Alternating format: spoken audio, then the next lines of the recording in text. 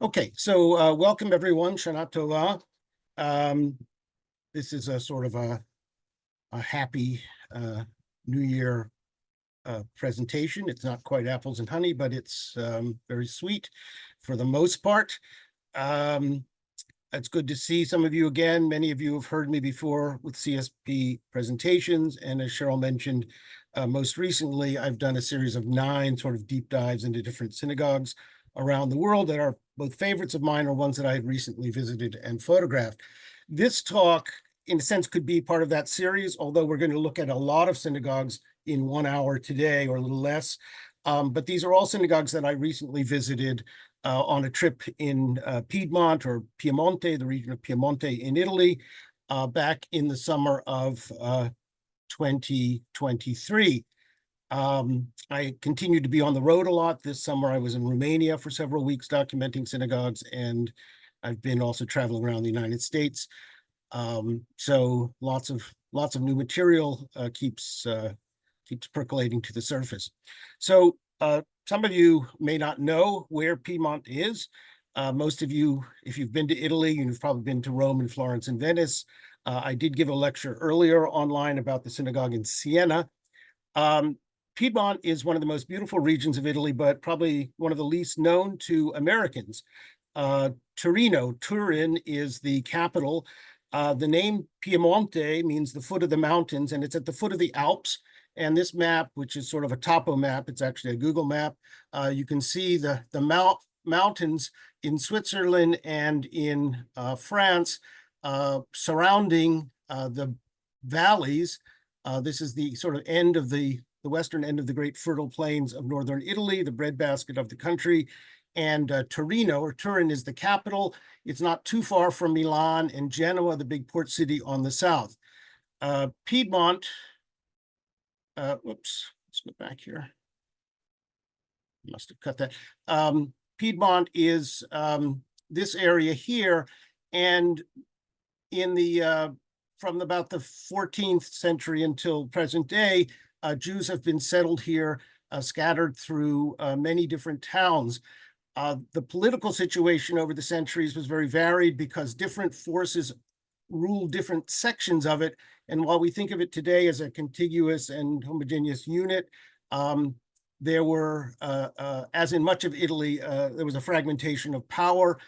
This was all consolidated in the late 1700s, early 1800s, when the Kingdom of Sardinia and the Kingdom of Savoy and all was established. And eventually this ruling power led the unification of all of Italy to create the state that we know it today. So we'll talk a little bit about how that affects the settlement of Jews and the building of their synagogues. Turin is probably the best known place in the region. And when one thinks of the Jews in Piedmont or the synagogues of Piedmont, usually the only place that comes to most people's mind, or I say few people's minds anyway, is this big building you see here, which is known affectionately as the Mole Antonelliana. It is the largest, the big landmark in the city of Turin, sort of rivals the Eiffel Tower in iconic status and is more or less contemporary. This was actually intended by the newly emancipated Jews of Torino and of Piedmont to be their grand synagogue and to be erected. Work began in 1859. But in fact, it never was a synagogue because it almost bankrupted the community. They were overly ambitious, which is often the case with Jews and building projects. And in the end, they had to sell it to the city before it was completed. And it's gone through many other uses over time. Today, it's a film museum. But we're not going to talk about this at all because it never was a synagogue, and yet it is in many ways the most iconic Jewish site in the region. So it was begun in 1859 and sold in 1877. And we'll look a little bit later at the synagogue, the more modest synagogue that was then erected to replace it. So here's a closer look at the region. Around Turin, there's a concentration of cities. And in my journey over several days last in the summer of 2023. I sort of traveled from sort of Cuneo in the southwest up to about Vercelli in the northeast, sort of towards Milan, and with stops in Asti and Alessandria, but also in a lot of little towns which aren't even on this map, which we'll look at first. And these are where the oldest synagogues in the region survive. They're in little towns that became ghettos for a period, and not far from Torino. And they were centered around the court. And this map on the side here gives you a sense of all of the synagogues that are known from Piedmont.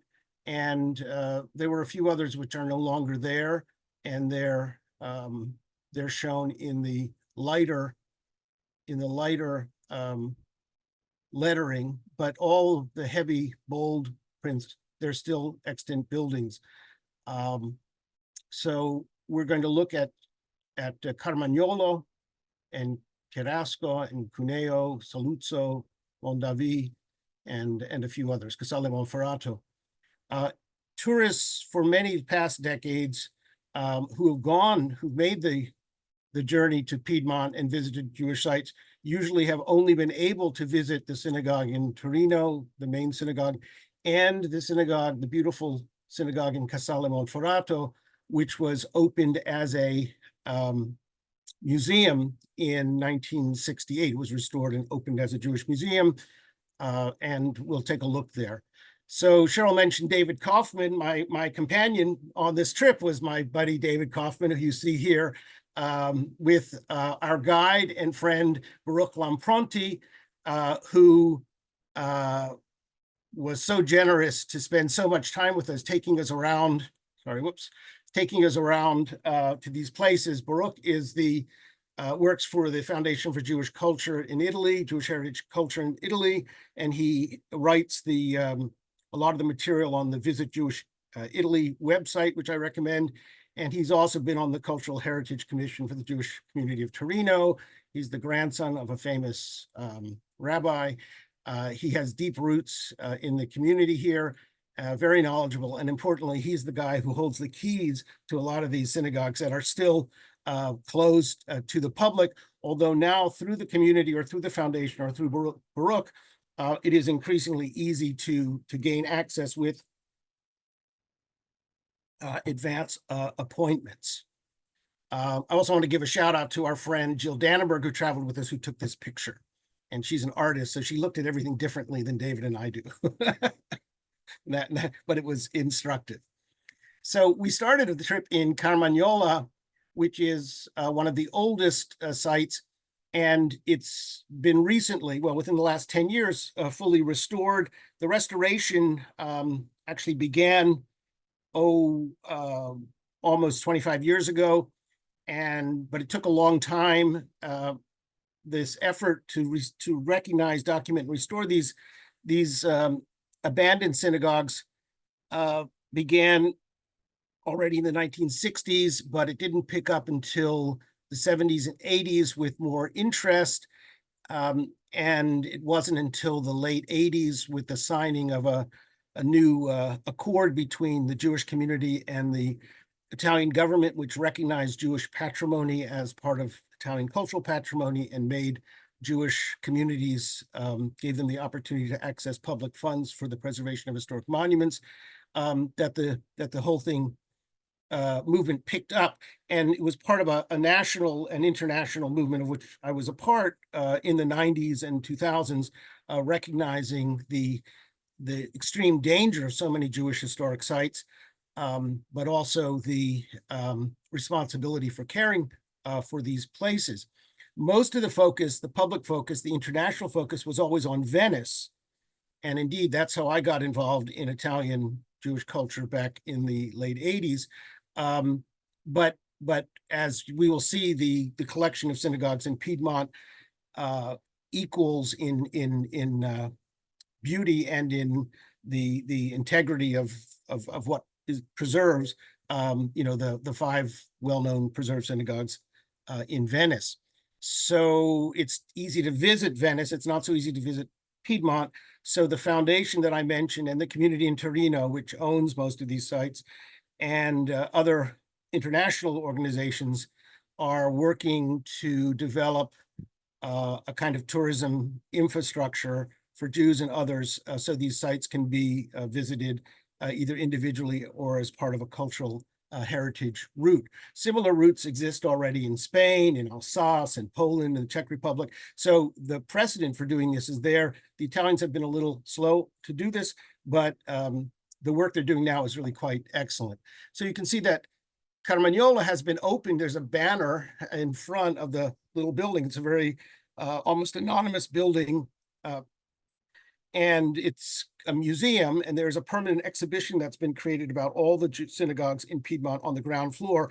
But the upper floor where the synagogue, the prayer hall, was located has been restored for visitors. The entrance we see here off of this street is a new entrance. The original entrance would have been from the other side, from a courtyard that was part of the small Jewish ghetto established in Carmagnola. But a lot of the buildings around this have been either torn down or altered or sold to other people during the past century. So this is the most manageable access to the site. The synagogue dates from, probably as we see it today, from the late 18th century, actually the mid 18th century. We know the bima is dated to 1766 from an inscription, and it went through several changes, but because it was in a small town, a small ghetto, and sort of out of the way, it was essentially abandoned. Some of these places were already abandoned long before the Holocaust. After Jews were emancipated in the mid-19th century, they could move to bigger towns and cities or really anywhere in Italy. So a lot of these small settlements really became, were emptied out. So the ghetto here was founded in the 1720s. So it was fairly late in Italy for establishment of a ghetto. The first ghettos in Italy were 1516 in Venice, 1555 in Rome. But in the early 1700s, King Victor Amadeus established ghettos throughout Piedmont in that same tradition. By that time, there was not a large population, but a population of many thousands throughout Piedmont, because Jews had made their way there for many centuries after expulsions in France in the late 14th century, in the 14th century, and expulsions from Spain and Portugal in the late 15th century, and from southern Italy in the early 16th century. So it was a place that Jews could go to. In the same way, in a much bigger way, Poland became a destination for Jews from all over Europe, and the Ottoman Empire became a place too. But this little enclave up between France and Italy, near the Papal States in southern France, independent rulers offered some protection for Jews, and they were able to set up these communities. The ghetto didn't last all that long, because when Napoleon took over all this area at the end of the 18th century, Jews were liberated, the walls of ghettos were torn down. But after the death and the defeat of Napoleon in 1812, the status quo was reestablished, but it didn't last very long. Liberal movements in this area forced the king to recognize the independence of Jews, the freedom of Jews in 1848, and that really is the beginning of modern Italian Jewish history. When we look at the synagogues in Piedmont, therefore, the buildings tend to group around three main periods. The early synagogues from the Ghetto period, like this one in Carmagnola, and then some other ones from the early 19th century, where Jews had been freed and they were now under some new restrictions, but they had already been exposed to broader cultural currents. And so older synagogues are remodeled, and often the styles change to be more contemporary, in keeping with the popular trends in all architecture and our interior design across Europe. And then finally, after emancipation, where you get a very ambitious program of building, obviously the Mole Antonelliano is the most extreme example, but there are several large synagogues built in other towns, always too big for the communities, always difficult to maintain. And today they are, like beach whales, they're somewhat empty, massive structures. And we will see the one in Vercelli as the prime example of that outside of Torino. So these synagogues in this early period, in the early Ghetto period, were always on the top floor of a house, similar to Venice. They were originally in structures that were primarily enclosed, so they weren't easily accessible from the street. And part of this was the requirement of the officials, where Jews, the outside of Jewish buildings had to be nondescript. Inside, they could do whatever they wanted, but partly it was for self-protection, for security. The reasons for the synagogues being on the top levels are both, to deal with passages in the Talmud which say the synagogue should be at the highest point of the town, but that's kind of irrelevant because they also say they should be located near water, and that's clearly not the case here. It was probably more for structural purposes. These were stone, brick, and wood buildings, and in order to have an open space, a large open space, big enough for a congregation to assemble, you needed to have not to have too much weight carried on the walls, and not to have interior walls dividing it. And the way to do that was to put it very high up. So the weight was carried down below. Up top, you could have an open space, but it also exposed it to the most amount of natural light. And all of these synagogues are filled with very large windows. They're extremely well lit, and that obviously facilitates reading the Torah, reading other texts. Printed books were regularly used, were widely available at this time. So there's a number of reasons. Today, for the visitor, it makes it quite a adventurous trek, though, to get to some of these sanctuaries, because you have to go in little doors, sometimes across a courtyard, up narrow stairways, sometimes on walkways, almost catwalks, which circumvent open courtyards. And then finally, you enter the doors and you see these splendid spaces. So Carmagnola is remarkable for its Baroque, almost Rococo bima or teva. There's a strong Sephardic element in the communities here. So the word teva for the bima is more commonly used than the Ashkenazi term. And you can see it's got twisted columns, very ornate cornices that are a combination of curves and volutes, and then carved wood that's gilded of different types of foliage, palm leaves, and other sorts of decoration. Sconces for candles and torches that come out, almost like a shofar, kind of projecting into the space. And the whole piece is quite sculptural and enlivens the entire room. The room sort of whirls around it, so to speak. And it's from here that the service would be led. There was a dialogue between the bima or the teva and the ark, and you see the ark in Carmagnola here, which was a separate piece of furniture, probably built a little bit later, but in the same style, and it's affixed to the wall. It's a heavier piece and probably required some reinforcement of the wall in order to support it.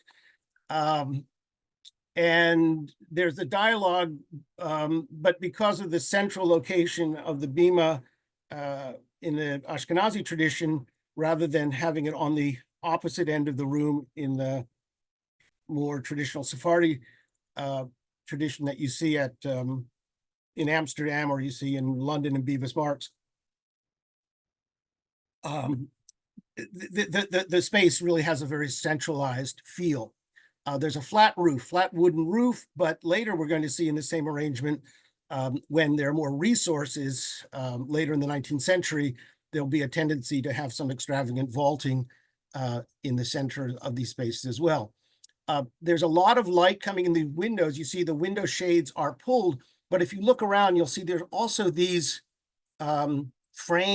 elaborately framed mirrors on the walls, and the mirrors are part of the wall sconces, and you can see electric lights here. I think I have another view of one. Here's one here on the right, to the right of the ark. But they would have been candles originally, and then the candles are reflected in the mirrors, and so at night or early morning for shockrite services, the place can be illuminated. We have to remember that all of the gilding that we see on the ark and the bema, and also on a lot of the woodwork in this and in other synagogues, while it was meant to give a feeling of opulence, it wasn't real gold, it was gold paint on wood, carved wood. It also had a very functional purpose. To have shiny surfaces, whether silver or gold, was a way of increasing the light in a room in an era before electricity. You wanted this reflection to further illuminate things. But of course, it's not a direct light like the lamp that I have shining on me right now on my desk. It's going to be a flickering light, and it's very evocative. So for a morning service, or particularly an evening service, think about Slichot, last night, it would be a very moving type of sensual illumination, very, wonderful sense. The ark here, and in many of these other synagogues, is richly carved. They're wood, and here you see the wood is carved in reliefs with representations of traditional elements described in the book of Exodus for the tabernacle.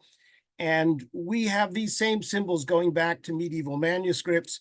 And there was a sort of standard vocabulary. And this was a part of the Jewish artistic tradition of Western Europe. And there is a Christian correlation, and we see it particularly picked up in Protestant imagery after the 16th century. And so this is probably in communication with some of the imagery, some of the artists, maybe not directly, but through prints and books of being made in Protestant Europe. But these are coming out of a Jewish tradition, and we find the table for the showbread, we find the menorah, and we find the other elements. This element here that sort of looks like the baptistry in Florence is probably meant to be the temple, even though it doesn't in any way conform to the description of the temple in the Bible. But in the Renaissance, there are many representations of the temple as a circular or a octagonal building, probably influenced by the presence of the Dome of the Rock on the Temple Mount in Jerusalem. And even though people knew that was a mosque and not the temple, the power of the imagery was enough to persuade people to use it to represent the Temple of Solomon, or the Second Temple. So here are different sources of light, very, very important. And then next to the windows, you can see these panels with inscriptions. There's a lot of Hebrew writing in many of these synagogues. And I haven't put up all of them or translated all of them, but to give you a sense, these are panels that are dedications to important people in the congregation, usually people who gave money to help build or refurbish the synagogues. And that's one way. It's the best way, sometimes the only way we have, of putting dates on certain interventions in these buildings. And they are dedications, but then they are also kind of admonitions, moral admonitions and admonitions about how one should behave religiously and observantly. But they are made up, they're collages, if so to speak, of passages from scripture. And I don't have, there are a few, this is taken from a study of these. I inadvertently had meant to take out all the footnotes, but each one of these lines is footnoted because each one of these is either a direct quote from Psalms, the most common source is Psalms, or from Genesis, Exodus, some other book, or it's a paraphrase. And often they're paraphrased in ways to create kind of puzzles. And today we like to do Sudoku and crossword puzzles and Wordle and things like that. Well, there's an old Jewish tradition of looking at texts and playing word games. And the authors of texts were very good at creating riddles and puzzles within texts that they wrote.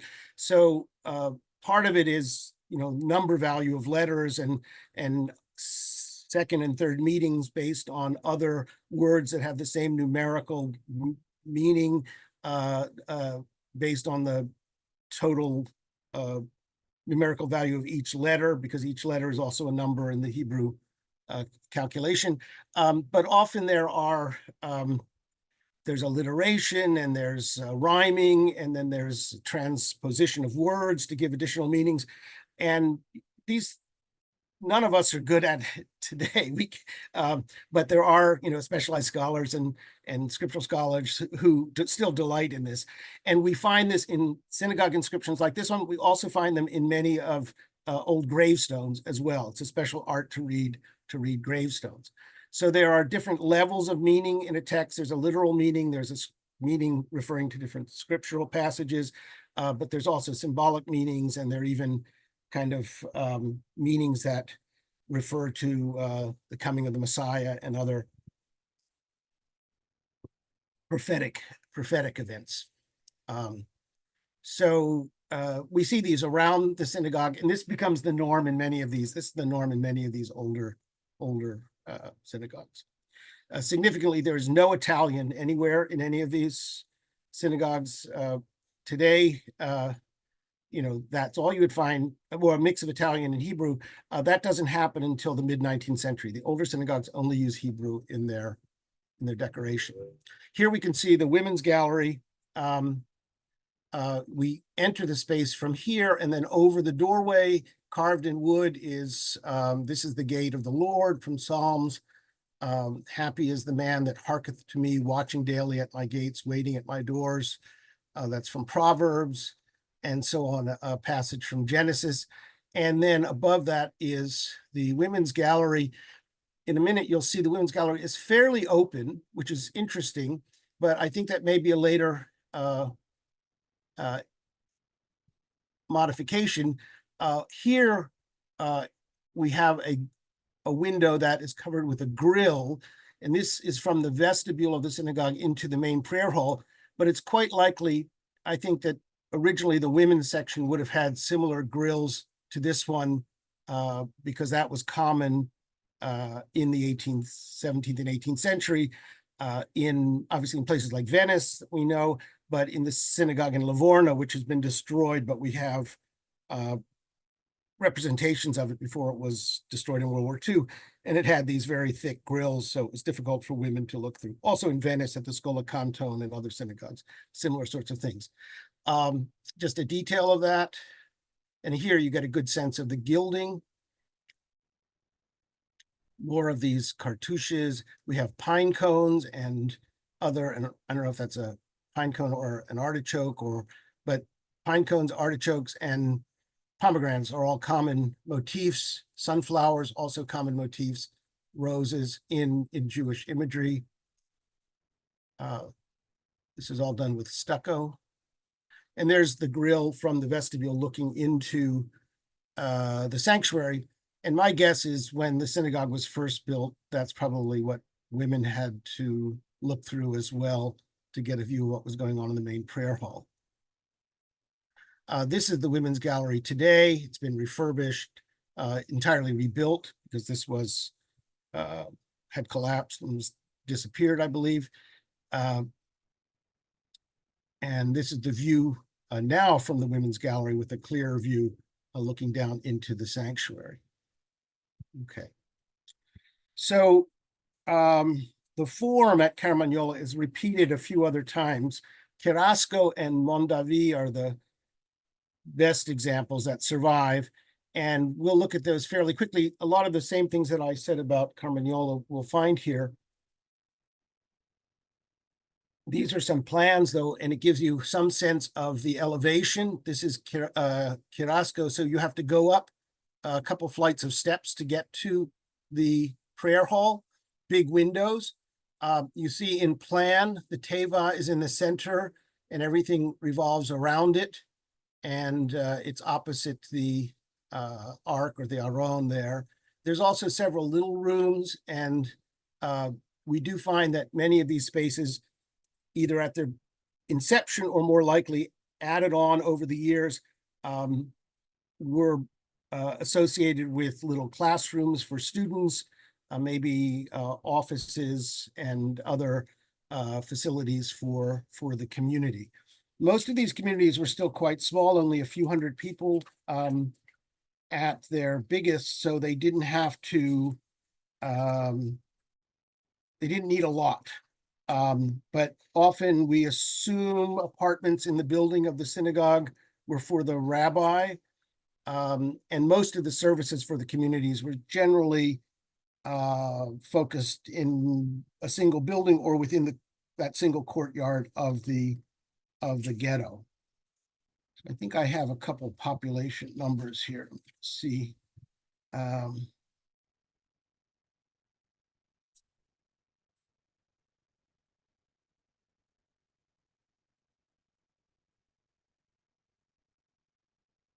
Well, maybe not. Maybe on another sheet I have.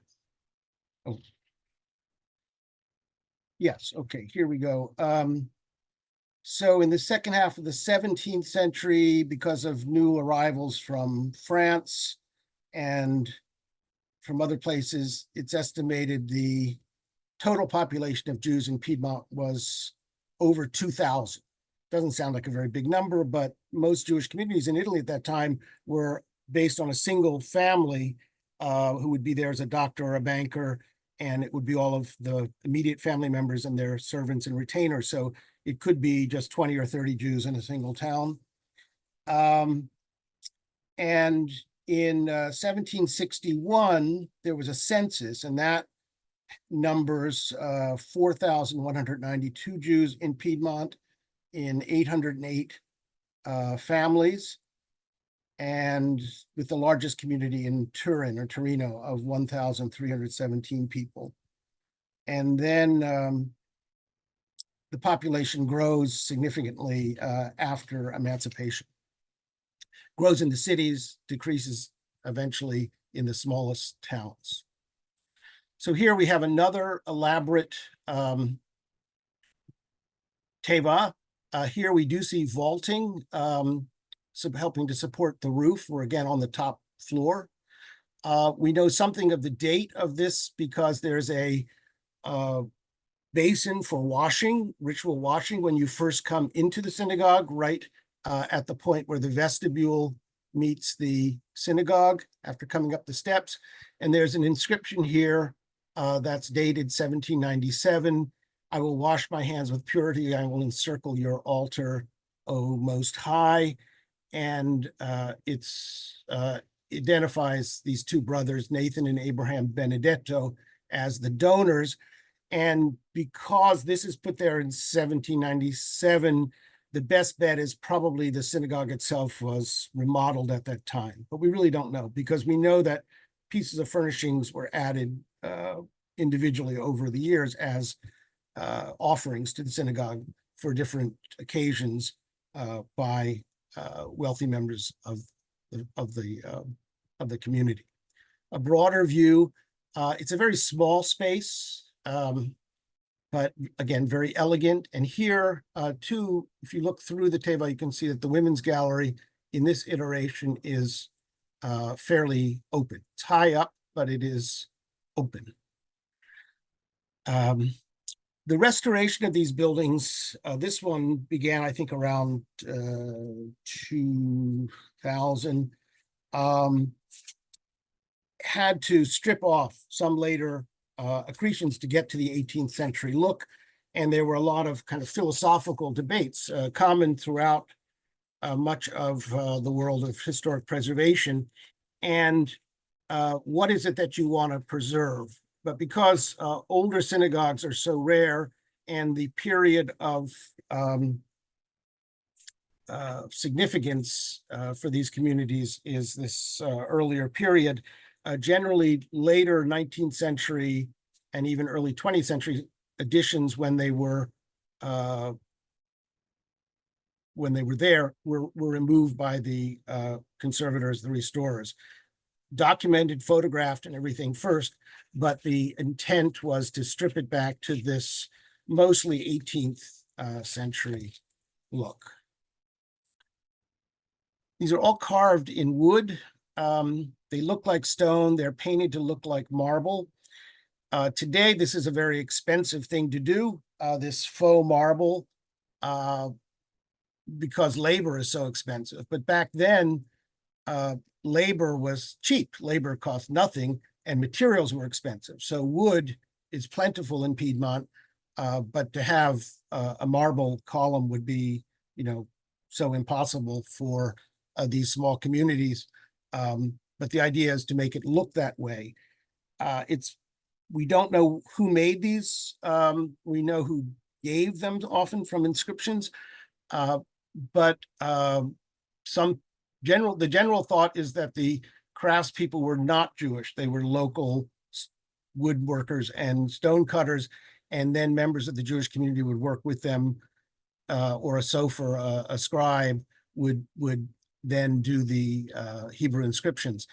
But we don't really know. We don't have a lot of information on the creation, and but if they were Christian workmen, that would certainly be an easy explanation for why so many of the motifs are similar to what was being done in church altars at the same time. These spiral columns and the broken pediments, the vegetal or motifs, the garlands, these Ionic capitals. These are all things that we find as part of the vocabulary of Baroque art and architecture in the late 17th and throughout the 18th century. You can see these are believed to have been richly colored. The painting has all been restored, but usually paint traces were found, and that allowed the recreation of the original colors. We have the crown of Torah, the Keter Torah, up here over the ark. And then the last one in this group, Mondovi, is, to me, one of the most interesting examples, because while the plan is almost the same with the tevah in the center and the aron or ark on the side, you can see in this plan, it projects out. There's a little room that comes out from the wall of the synagogue. Now there's like a loggia, loggiotto, a little balcony there as well. But this stuck out from the back of the synagogue. And we see this in Venice too, and we've seen it in other synagogues in the 18th, 17th, 18th century, where you're dealing with materials where you have a relatively thin wall because you're high up, so you want to have the lightest material. So it's just like a wood lathe, plaster on wood, and you need a space in the ark to put the Torahs. In the Middle Ages, we know they had whole rooms attached to some synagogues where the Torah scrolls were kept. And to have that space, it means either building out into the central area of the prayer hall, and these are very small spaces, so that would use up a lot of square footage. The alternative is to build out, And if you have a thick stone wall, as we do in some later synagogues or big masonry synagogues in the 19th century, you basically can just cut a closet, a space within the thickness of the wall. But because these walls are so thin, what happens is the builders here extend outwards. And we'll take a look at that in a second. So here's the ark, And you can see as it opens up, there's a little room outside. And here's the doorway. Again, it's carved wood with gilding. It's the menorah of the tabernacle. And then we enter this little space. It's beautifully covered with a tent-like roof. These are restored fabrics, but I think they're based on scraps of earlier ones that were found. And so it's a richly decorated space. And the whole room becomes a case, so to speak, for the, I thought I had one other picture, but we'll have to look in here. It's a little room and just big enough to stand in, and then the Torahs would be deposited on the sides of the room. But these curtains open up and you can look out, and this is the view you get from that high point of the synagogue. We have some more lavish synagogues beginning in the same period. The most impressive is that of Casale Monferato. And Casale Monferato was originally founded, this synagogue probably in the late 16th century, late 1500s, much smaller, probably the same size as those other synagogues we saw, but subsequently it was extended on several occasions. So it was especially enlarged in 1662, and we have documentation for this. And the space was probably doubled, and we have a transformation in the 18th century as well. Over the years, it became an incredibly lavish space, and it went through its final period of change in the 1960s and opened as a historic museum at that time. And it's a very dramatic space, richly decorated. By the last iteration, it has become what we might consider modern in its configuration, where the ark dominates. Let me just see if I have a better picture of that. Yeah, we have the ark area. We're going to see it even more. This is the doorway. We're looking from the ark to the door here. Come on. Well, let's do with this. It's an enormous ark here, and then the bima there's a conflation of the purposes for the storage of the ark, of the Torah in the ark, and the reading of the ark all at one end. And this is something that begins in the really early 19th century and becomes the norm. And a lot of old synagogues are changed, where you would have had the bima and the ark at opposite ends. What we also have here is the inclusion of an enormous pulpit. And this is, that's the women's gallery behind these very heavy grills. That's the top of the ark there. Where is the pulpit?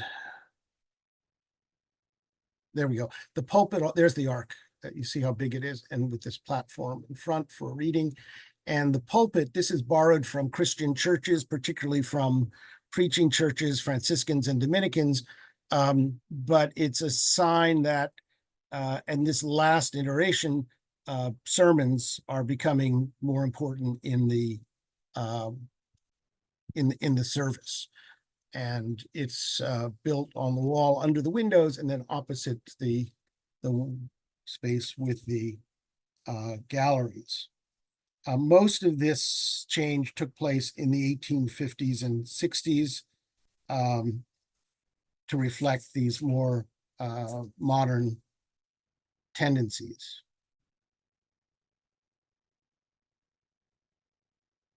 Detail of the pulpit. And these are the decorations of the ceiling.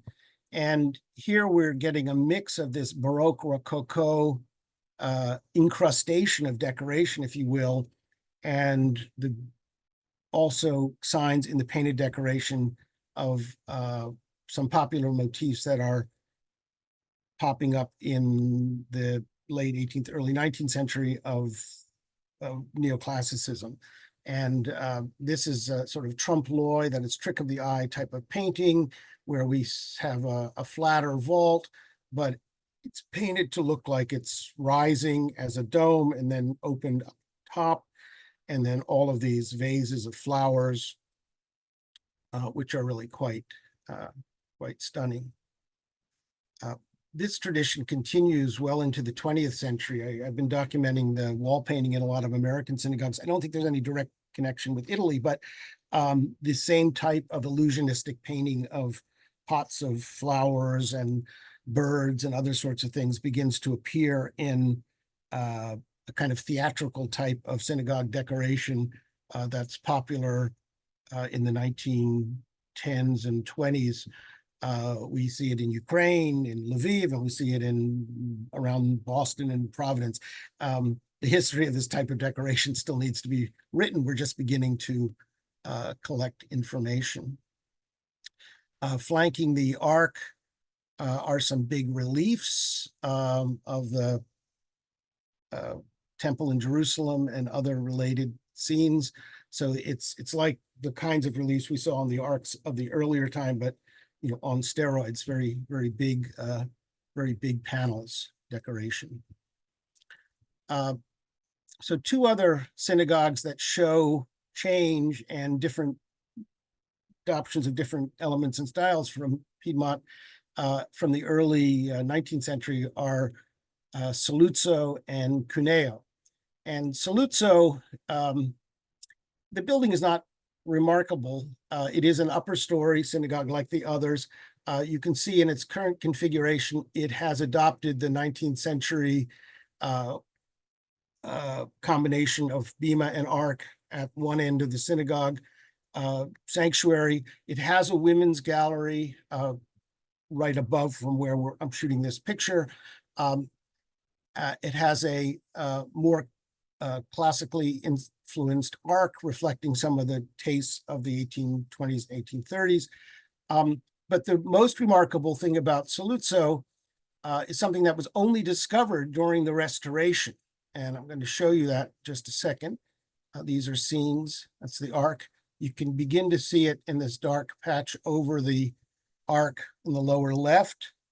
And then the views will be best from the women's gallery. This is the entrance here on the left. You come in under the women's gallery, and then there's a central aisle to the ark, also a 19th century innovation for synagogues, borrowed from Protestant churches. And then up above is the women's gallery, views from the women's gallery. And what is so remarkable to see from the women's gallery is not only the prayer hall down below, but a giant sort of sail vault with that's entirely painted. And this painting, all of themes of the sort of tabernacle accoutrements was entirely unknown before about 2000 when this restoration began, and it had been painted over. And it's not sure who did it or exactly when, but it's probably from the early 19th century. And it reflects the same sensibility as the carvings on some of the ark doors that we saw in the other synagogues. Here we see the Ark of the Covenant. Really just, it could be ready for Indiana Jones to carry off. But this type of imagery was very common in the 19th century in both Jewish and in Christian literature, as people were trying to recreate or illustrate exactly how the tabernacle was built and how it was used, and the same thing for the temple as well. So these paintings reflect that, but they're incredibly evocative, very beautiful. They would have been brighter originally, but they're incredibly beautiful, subtle designs. Okay. Sam, Yep. we have 5 more minutes. We'll go a little longer so that I get in a few questions at least, but just so you have the Okay. time. Okay, I just hit my 45, so I have 5 minutes. Okay. So very quickly, a few other synagogues that underwent a lot of changes. They're all varied. And one of these is in Asti. It's from the 17th century, but it was enlarged and given a neoclassical makeover in the 1830s. You can see a look to the ark, which is becoming less and less flowery and Baroque, more and more constrained, rational, and classical. Importantly, Boissy, the architect, gave these the sanctuary these massive columns in the center with ornate Ionic capitals. The ark continues the tradition a little bit more theatrically, but the same sorts of themes of the altar, the showbread, the menorah in gilded wood as the doors on the ark here. And then here you see this a dome over the main sanctuary for light, big windows on the side. This building is still undergoing restoration. They're redoing the women's gallery. They were when I was there. But it is open to the public. Here are other views. This is the synagogue in Cuneo. Cuneo also expanded, built and expanded in the 19th century. Most of what we see comes from 1885 and following. It has a big pulpit like we saw in Casale Monferato. It has the same conflation of ark and bema at the ark wall. And the ceiling decoration is not a real dome. It's a flat dome painted illusionistically to give the sense of height that isn't really there. This is also on the second story of an upper building, and interior views. And it has a very elaborate ark that you see here. Okay, I'm going to end up very quickly with 2 other buildings. This is the big one in Vercelli. Vercelli anticipated growth that it never saw. So this building is enormous, but it was never filled. And then there is a small community there today which manages this synagogue, but it can't fill more than a few pews on a good, on the best of days. It's designed by Marco Trevis, who is the architect of the much better known synagogue in Florence. And it's one of these big expressions of Jewish independence and freedom and opportunity and aspiration that came after the unification of Italy. So Jews were liberated, they were emancipated in Piedmont after 1848. Italy was first unified under the kings of Savoy in 1860. And then in 1870, Rome was taken, the Pope was deposed, and the country was fully unified for the first time in its history. The Jews were celebrating, they were part of that process. And the next 50 years would be the heyday of Italian Jewish modern life until during the fascist period, the racial laws were imposed in 1935, 1938. So this is the big synagogue in Vercelli. It's enormous. It's based on ancient Roman architecture, and it's based on Romanesque cathedrals. It has influence from popular 19th century styles derived, kind of created with Oriental and Moorish and Spanish elements and influences. It is a very European synagogue. It fits very much in the orbit of institutional Judaism in the end of the 19th century. It is restored, but it's not fully restored. It is stable and it is usable.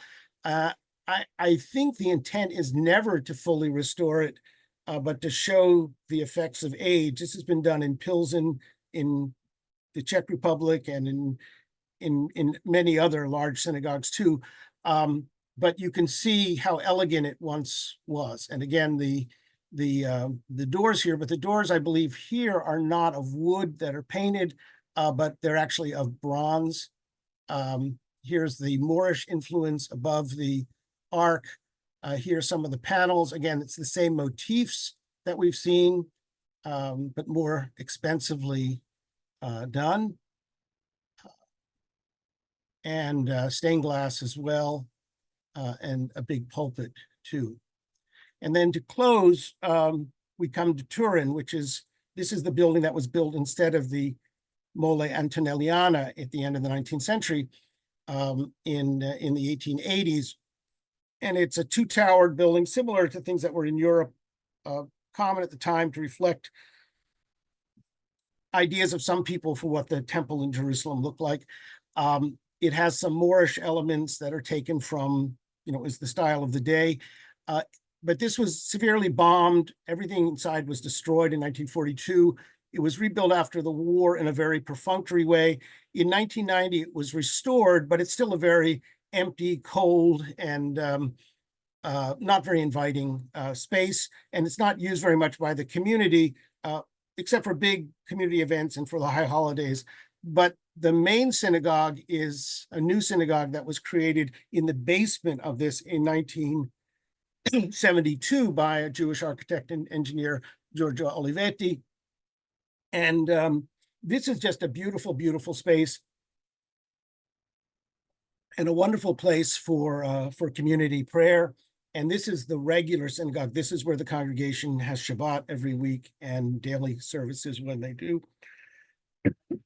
And it uses the old Baroque ark and bema from one of the synagogues of the 18th century that was destroyed, synagogue in Chieri, a little town called Chieri, but similar to Carmagnola and Mondovi.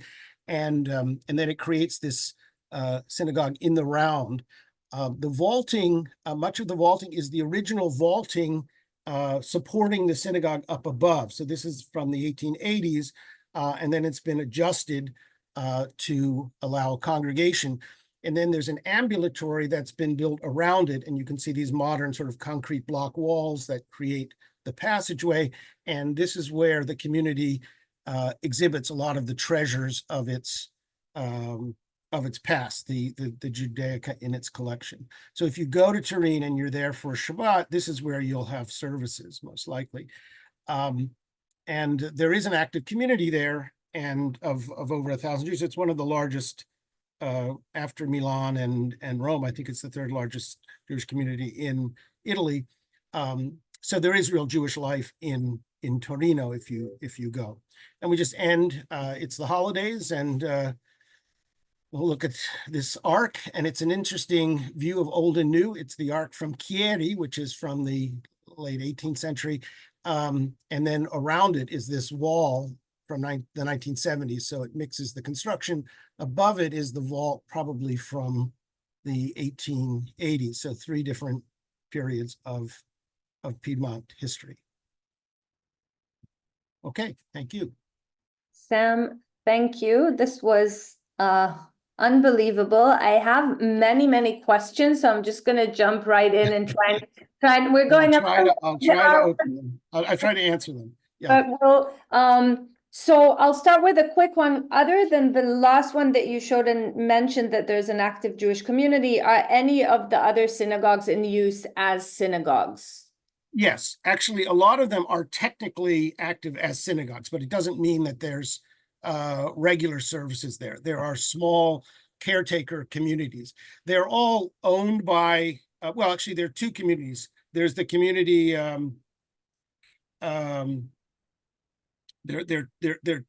2 separate branches. Under Torino are all the old historic synagogues, and most of those are just historic sites. But Asti, I think, Alessandria, which I didn't show you, Biella, I think maybe Biella. There are others that are still active by the community, and I'm sorry that I can't name all of those. In most of the in those places, we usually met with like 1 or 2 community members who are still there and are the custodians. But there's not even a minyan in I think more than 2 or 3 places. So it's Torino that is the center. In the eastern part they look more to Milan actually for their religious and community association. Another question was, do any of the synagogues have a mikveh attached? Is that something that exists there, or is it completely separate? I know several of them had mikvaot. Some of the old ones, we know they're there. They're not there anymore. Obviously, like one of the, I think it's Mondovi. There's still traces of the drainage channels from the roof, which probably carried the water to an earlier mikveh. Obviously, the synagogues were at the highest part of the building. The mikvaot would have been down low. And there are mikvahs. There's a mikvah in Torino, and I'm pretty sure in a few of the other communities, but I can't tell you for sure. Another question was, who was paying for the original synagogues, especially the smaller ones? They're still so ornate. How did they have the money to create these? So it's interesting. Most of them look very ornate, but they're actually very simple. They're made out of wood, plaster. That's it. There are no precious metals. And as I said, labor was cheap. So people could afford it. The Jews, even when they were in ghettos, actually had resources. Many of them, the Jews who had settled in Piedmont were traders initially, but there were also a lot of artisans and others. There were some professionals as well, as in all the Jewish communities, who also served the Christian community. So there was stratification within the Italian Jewish communities, and in Piedmont this was no different. So you'd have a few quite wealthy Jews at the top, and they would be the ones who were most associated with local authorities. They often would be doctors, bankers, scholars, others, and they would sort of set the tone.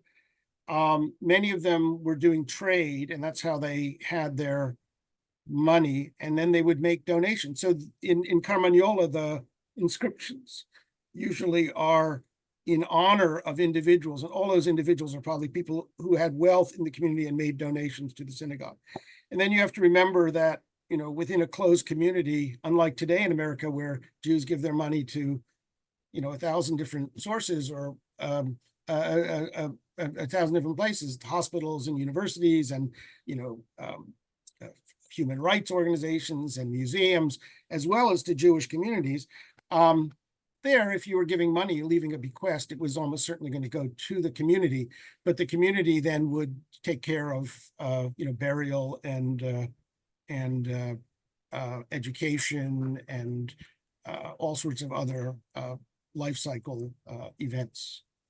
I'm jumping from question to question. There was a question about who is now paying for all this restoration and making sure it is done, or who's... I can't say for sure, but one of the reasons it's taken almost 50 years to get most of these to this state, and some of them are still being worked on, unlike Venice, where a lot of international organizations and foreign governments made money beginning after the floods of 1966, or certain other places, is because there has been lack of organization and lack of money.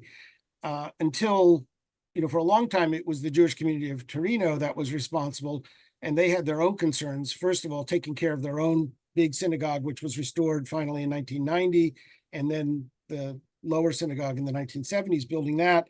But they have an old age home. They have, other facilities that they have to care for with a very small population. They were entirely responsible. And then in the late 80s, it became possible to engage Italian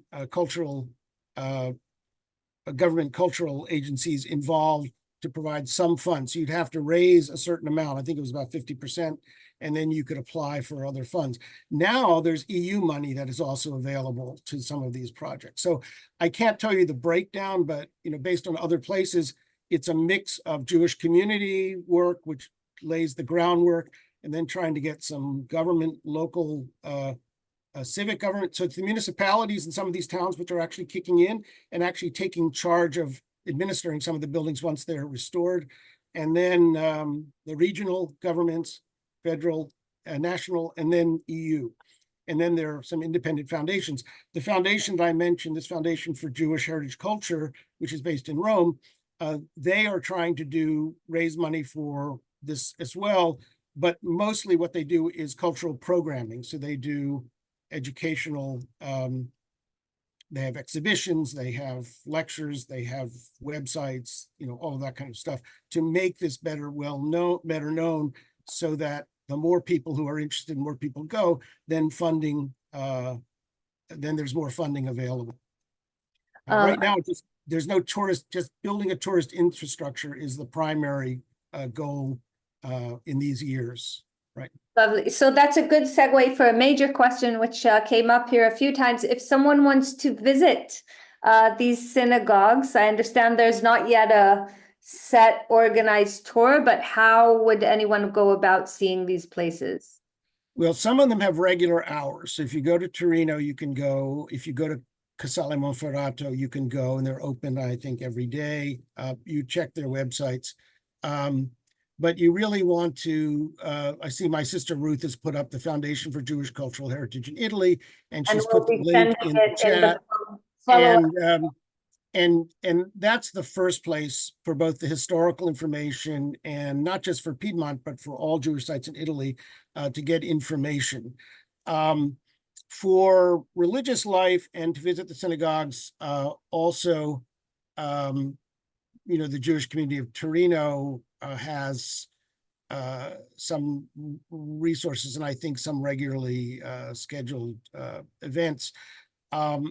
There are opportunities, but if you're an individual going and you want to see more of these places, first you need a car, and you want to arrange it ahead of time through the foundation that is mentioned and through the Jewish community of Torino, to make sure that you can have access to these places. At least half of them, you would need someone to be there to open up the place. But groups do go, tour groups do grow, and there are an increasing number of organized trips as well, and you should look for those. So it's www.visitjewishitaly.it is sort of a first place to check. And I would also say, to find out what's going on with some of the restoration projects and whatnot, on the website that my sister manages, Jewish Heritage Europe, there's usually news on that. And there's a question I see, what was Primo Levi's family synagogue? I assume that was the main synagogue in Torino. And in fact, the street in front of the synagogue is named now for Primo Levi. Sam, thank you so much. I will mention that in the follow-up email, you'll receive all the links that were just mentioned and many more, so that you can go and check them out. Also, a link to a series we recorded with Dr. Gruber about many synagogues. So you have a lot more to tour with them. And I can say, since I saw them all myself, they're stunning, and as much information as you received today, you'll receive in each and every one of them. And obviously we'll also share your blog so people can find you and follow you. Thank you everyone very, very much. And Sam, thank you. It was fascinating. Thanks. Good to see you again. And I'm glad I could share like what I did on my summer vacation with all of you. Thank you so much. Shana Tova, everyone. Shana Tova.